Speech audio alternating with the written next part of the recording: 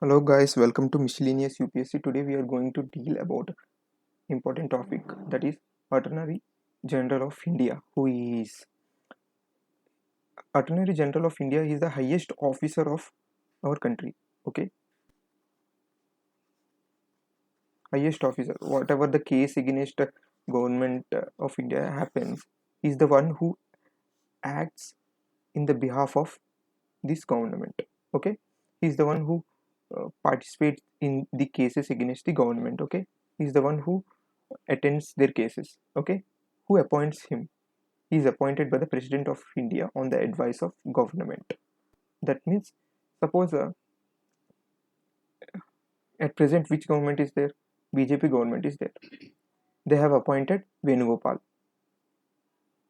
So if government ask the president to appoint him, it is binding on the president to appoint this person. There is no discretion of a president to appoint his own interest of person. Okay, the president has to act on the advice of the government because it is binding on him. Okay, suppose in next election BJP loses and Congress comes, then Venugopal has to resign because he has been appointed by the BJP, and Congress government appoints its own Attorney General. Okay, that means if any government loses, it if a new government forms, then the old government loses the seat. So even the person who is appointed by that government has to resign. That is, Venugopal has to resign if Congress comes.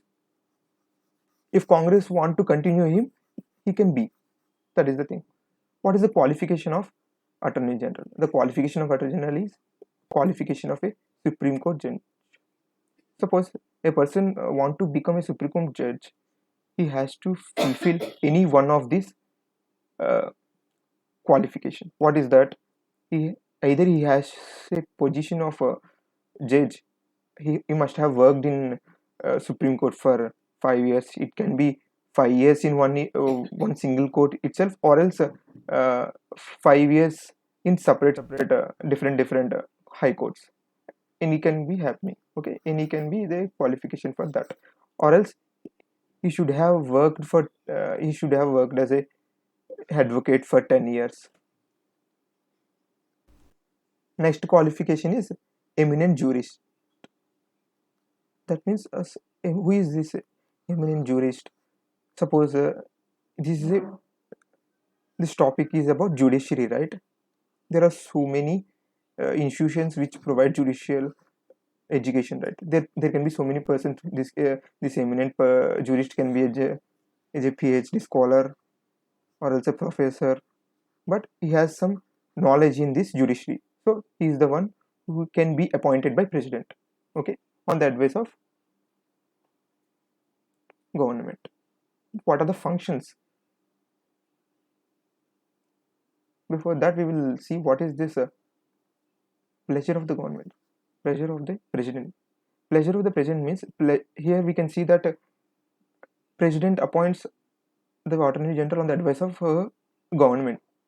Even pleasure here means in discretion of the president, attorney general can be removed.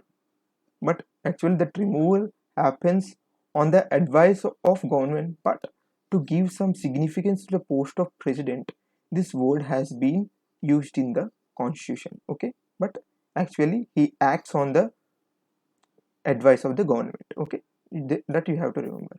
Anywhere you find pleasure, that doesn't mean that uh, president can do whatever he want, but he acts on the advice of government, even to remove this thing. Next, functions of the attorney general. I already told that he functions as a highest law officer who works behalf of the cases, behalf of the government on their cases. Okay, see, to appear on the behalf of the government of India in all cases. Okay, what are his rights? Let us see.